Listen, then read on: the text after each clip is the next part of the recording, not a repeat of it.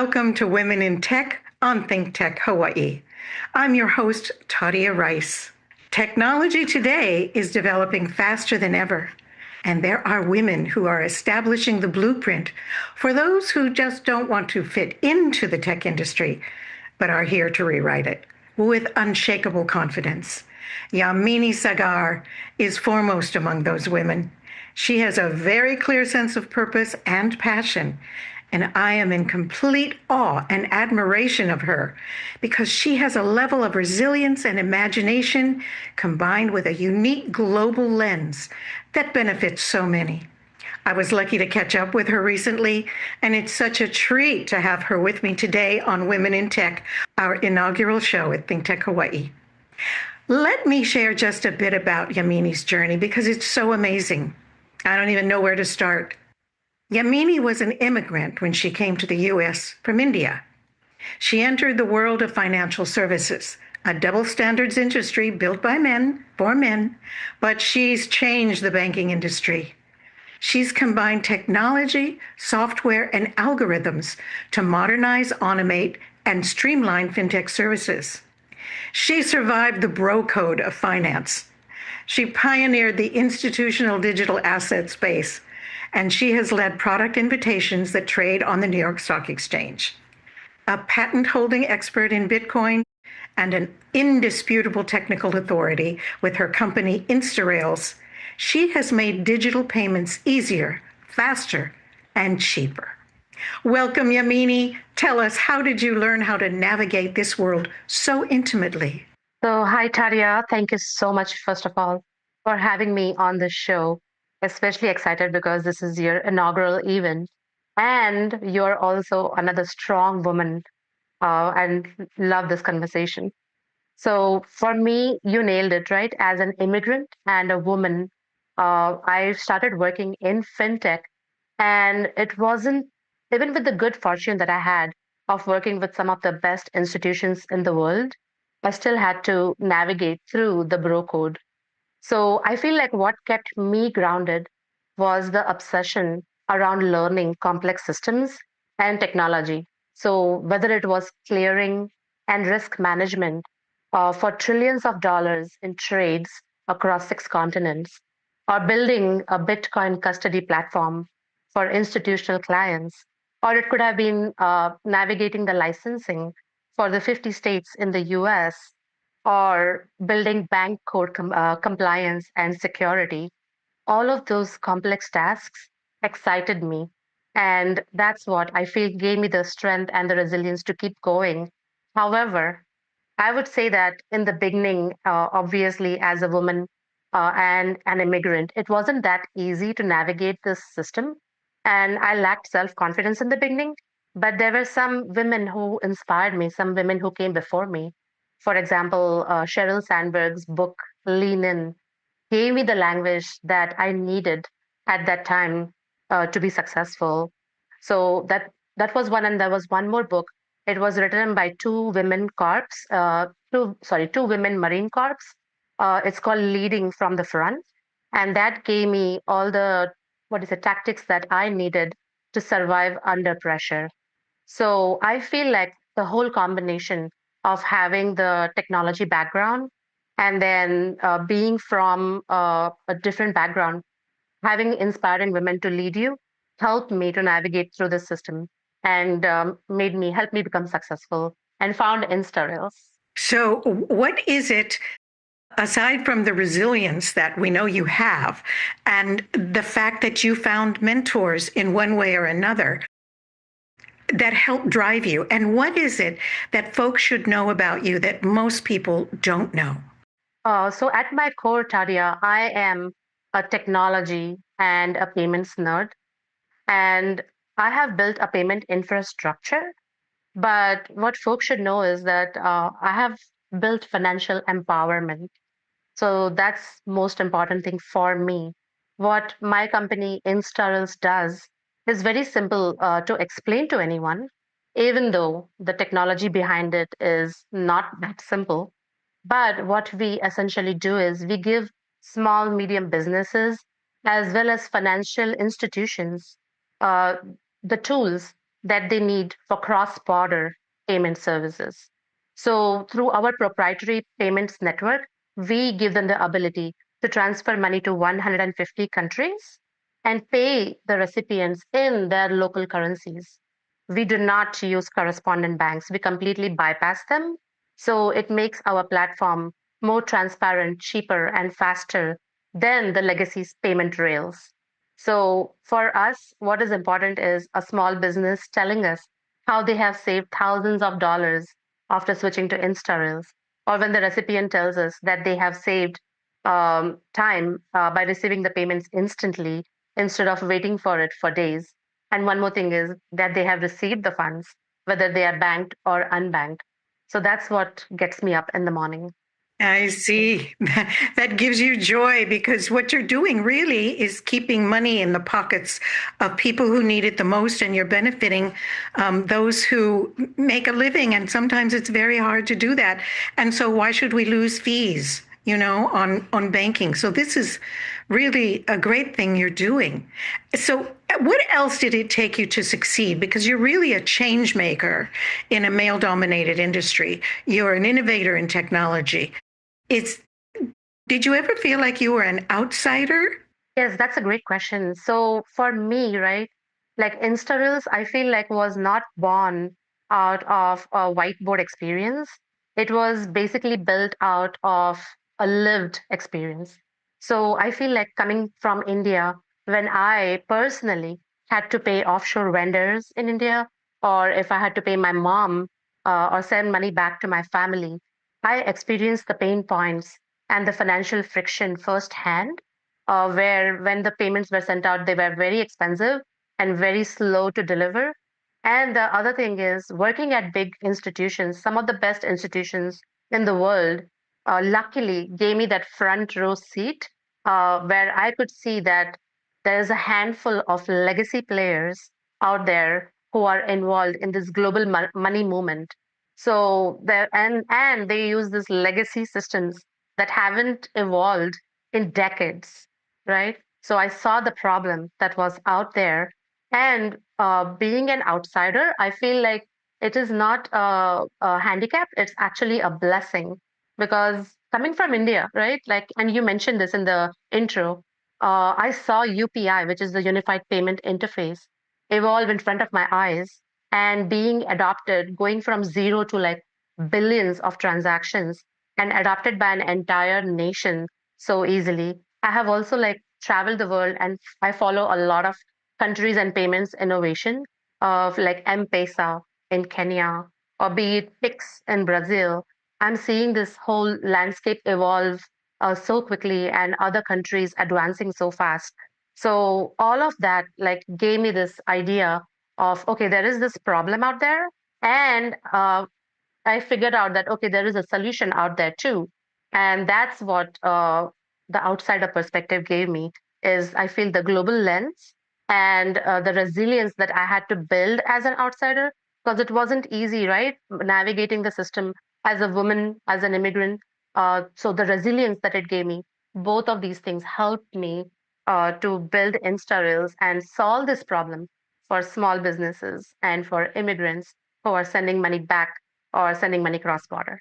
For those of us who've lived out of the United States, this is a very common issue where people are have relatives who live around the globe, and they need to have dollars infused into their life, their economy, because it stretches so far. So for those who live in the U.S., who have come from another place or have family in another location, this is critically important because cheaper, faster, it makes all the difference in the world for those who are the recipients of this money. Now, you also told me, I'm going to shift gears a little bit now. You told me how you adopted the Japanese concept called ikigai into your life. And of course, that concept we understand very well in Hawaii is the idea of having meaning in your life, a sense of purpose, a source of motivation. But tell me more about how that affects you. When did Ikigai come into your life? Why? How did you adopt it? And what has the impact been for you? Yes, absolutely. So, Ikigai, actually, the book fell into my hands during COVID when a friend of mine she gifted it to me, and I just fell in love with the concept of ikigai. And essentially, it asks you like four questions, right, which are very simple to answer. The first one is like, what are you good at? Like, what are you good at? What are you passionate about? And the second thing is, what do you love? The third question is, what does the world need? And the fourth question is, what can you be paid for? And it's like when you combine these four questions and try to answer them, and that overlap of them gives you the answer, gives you your ikigai, which is your purpose of life. So, for instance, for me, it was building something that I'm passionate about and solving. For me, I'm passionate about solving this problem for the hardworking businesses and people and help them save money so that they become financially empowered. When they save money that goes into fees, then what they are doing is they are using that money to empower their own community, make their community stronger, make their family stronger, invest into their growth. So this is the mission that I'm passionate about. And when I'm going to, and I'm good at it because I have the background, and I'm going to get paid for it. And that's what I feel is my purpose in life. And for me, it's not the business outcome, but it's achieving this mission. That's it. You know, Ikigai is wonderful to adopt, and I should probably revisit it myself. So, looking back, what do you think were the three qualities or skills or areas of knowledge that you possess that were the most impactful in your journey? In other words, what advice would you give to folks who are early in their career, on their journey? How can they best develop or improve on these? Yes, so the I have a lot of students that I mentor as well, and the advice that I give them is the first thing is find what you're passionate about. Because if you don't enjoy what you do, then you're not going to enjoy your life or your work, and you will despise it, right? For me, I found it late, right? I initially started in a different career as a developer. I was a coder, and then eventually I switched to product management and I fell in love with it. And I was like, okay, this is what I love. This is what I'm passionate about. And once I found that passion, my job never felt like work to me. I would forget the hour, how many hours I work. I would forget vacations. I would just love what I do, right? So find your passion. That is the first thing. The second thing is hard work. So for me, I feel like I developed my competence by hard work, meaning if someone is struggling with, say, customer support, I would jump in and help. If someone is struggling with sales, I would jump in and help.